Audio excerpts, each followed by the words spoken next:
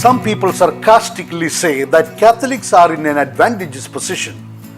They can commit any sin and after that they can go for confession and come back peacefully. For other people, there is no such opportunity. Once they commit a sin, it is credited in their name forever. This fear actually keeps them away from sin. Whereas for Catholics, such fears are not there, as if they have got some license to commit more sin. That is the reason the Catholics never improve and keep on doing all kinds of nonsense. They know God will forgive them once they go to a priest and confess it. They are sure what they confess will never come out.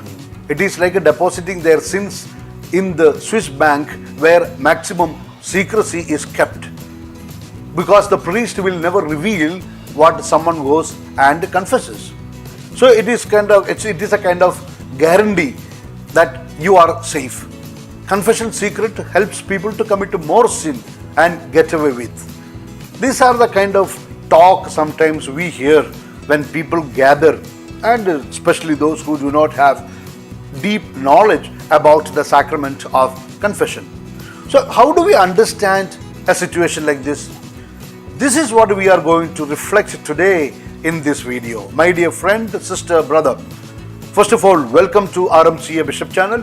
Thank you for listening to talks yesterday and sharing them with your friends.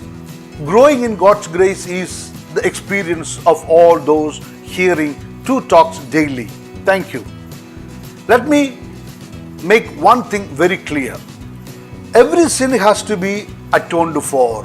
There is no wholesale forgiveness.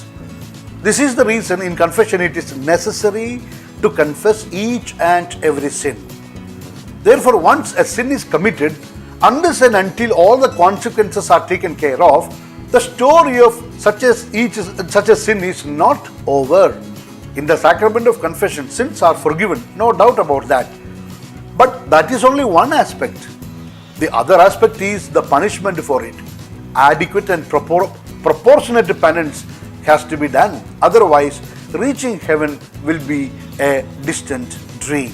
For example, if someone steals 1,000 rupees and he goes for confession and confesses it, if he is repentant, then naturally his sin will be forgiven. But there is a problem. The priest is not going to forgive his sin just like that. There is something called restitution. He has to give back that 1,000 rupees to the person from whom he stole. Otherwise, what will happen? As said in the introduction, stealing will increase.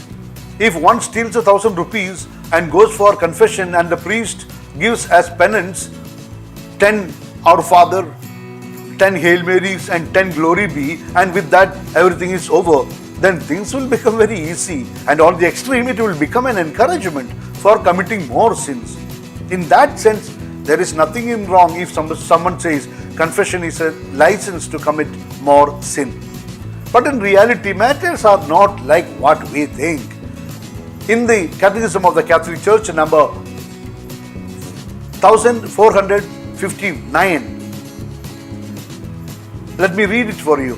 One must do what is possible in order to repair the harm. For example, return stolen goods, restore the reputation of someone slandered, pay compensation for injuries. Simple justice requires as much, but sin also injures and weakens the sinner himself, as well as his relationships with God and neighbor. Absolution takes away sin, but it does not remedy all the disorders sin has caused. Raised up from sin, the sinner must still recover his full spiritual health by doing something more to make amends for his sin. He must make satisfaction for or expiate his sins. This is called penance. What is not expiated here on earth will have to be done in the purgatory. In the Catechism of the Catholic Church, 1472 gives a very clear further teaching. Let me read it for you. To understand this doctrine and practice of the Catholic Church, it is necessary to understand that sin has double consequence. grave sin deprives us of communion with God and therefore make us incapable of eternal life, the privation of which is called eternal punishment of sin. On the other hand, every sin, even venial, entails an unhealthy attachment to creatures which must be purified here on earth or after death in the state called purgatory. This purification frees one from what is called the temporal punishment of sin. These two punishments must not be conceived as a kind of vengeance inflicted by God from without, but as following from the very nature of sin. A conversion which proceeds from a fervent charity can attain the complete purification of the sinner in such a way that no punishment would remain. Then we can say the story is over. So the confession is not just a license to commit more sin, but it is a process through which the faithful try to attain eternal life.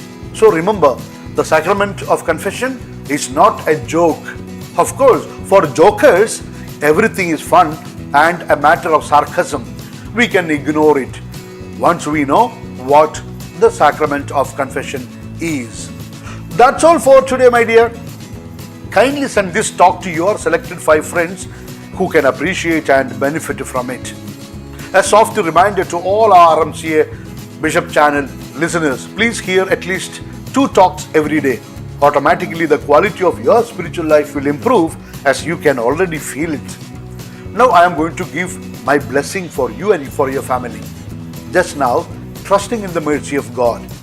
Tell God what blessing you need today. You will get it.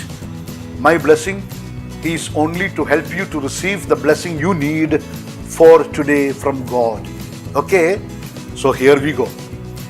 May Almighty God bless you and your family. In the name of the Father and of the Son and of the Holy Spirit. Amen. Kindly look at the screen of your mobile now and see if the word subscribe is still in red color.